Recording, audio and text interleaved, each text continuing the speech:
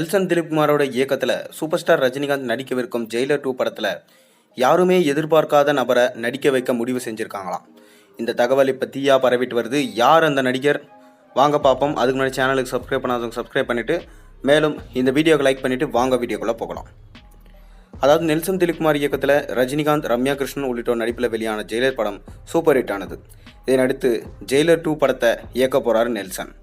Jailer படத்தில் Malayalam super star Mohanlal, Kannada நடிகரான சிவராஜ்குமார், இந்தி நடிகரான ஜாக்கி ஷெராப், தெலுங்கு நடிகர் சுனில் ஆகியோர் நடிச்சிருந்தாங்க. ரஜினிக்காகவும் அவர்களுக்காகவும் மலையாளம், தெலுங்கு, கன்னடம், இந்தி ரசிகர்களையும் ஜெயிலர் கவர்ந்தது. இதையடுத்து ஜெயிலர் 2 படத்திலும் பிற மூவி நடிகர்களை நடிக்க வைக்க முடிவு செஞ்சிருந்தார் நெல்சன். ஜெயிலர் 2 படத்துக்கு தெலுங்கு திரையுலகில் அசத்தி வரும் பாலகிருஷ்ணாவை முக்கிய கதாபாத்திரத்தில் நடிக்க வைக்க போகிறாங்க என தகவல் வெளியாயிருக்கு. பாலகிருஷ்ணாவுக்கு தமிழ்நாட்டிலையும் ஏகப்பட்ட ரசிகர்கள் இருக்காங்க. அவரின் படங்கள் தமிழகத்தில் ரிலீஸ் ஆனால் முதல் நாள் முதல் காட்சியை பார்க்க செல்பவர்கள் பல பேர் இருக்காங்க இப்பயும். இந்நிலையில் ரஜினியும் பாலகிருஷ்ணாவும் சேர்ந்து நடிக்கிறாங்க என்பது முன்னதாக பாலகிருஷ்ணா பற்றி ரஜினி என்ன சொன்னார்னா, என் நண்பர் பாலகிருஷ்ணா பார்வையாலேயே கொள்றாரு. அவர் தொட்டாலே கார் எல்லாம் பறக்குது. இதை நான் செய்தால் மக்கள் ஏற்றுக்கொள்ள மாட்டாங்க, ஆனால் பாலகிருஷ்ணா செய்தால் மட்டும்தான் மக்கள் ஏற்றுக்கொள்வாங்கன்னு சொல்லியிருந்தார். பாலகிருஷ்ணா பென்ஸ் காரையே எட்டி உதைத்து பறக்க வைப்பார், ஹெலிகாப்டர் தூக்கி வீசுவார். இதெல்லாம் பாலையா செய்தால் ரசிகர்கள் ஏற்றுக்கொள்வாங்க. அதை அதாவது ரஜினி ஆகிய நான் செய்தால் யாரும் ஏற்றுக்கொள்ள மாட்டாங்க அப்படின்னு சொல்லிட்டு ரஜினி சொல்லியிருந்தார்.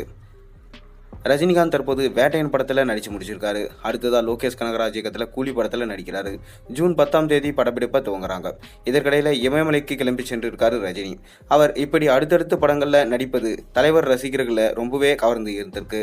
மேலும் பாலகிருஷ்ணா இந்த படத்தில் நடிக்கிறது செம்ம ஹைப்புக்கு போயிடுது. ஆனால் பாலகிருஷ்ணா ரஜினியோட சேர்ந்து நடித்தா பாலகிருஷ்ணாவுக்கு முக்கியத்துவம் தரப்படுமா, இல்லை சூப்பர் ஸ்டார் ரஜினிகாந்துக்கு முக்கியத்துவம் தரப்படுமா?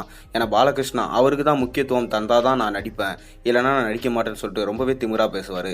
ஆனாலும் ரஜினிகாந்தோட நண்பர்ன்றதுக்காக அவர் எல்லாத்தையும் மறந்து இந்த படத்தில் சாதாரணமான ஒரு கெஸ்டான அப்பீரியன்ஸை கொடுக்கலாம்னு சொல்லிட்டு ரசிகர்கள் எதிர்பார்க்குறாங்க.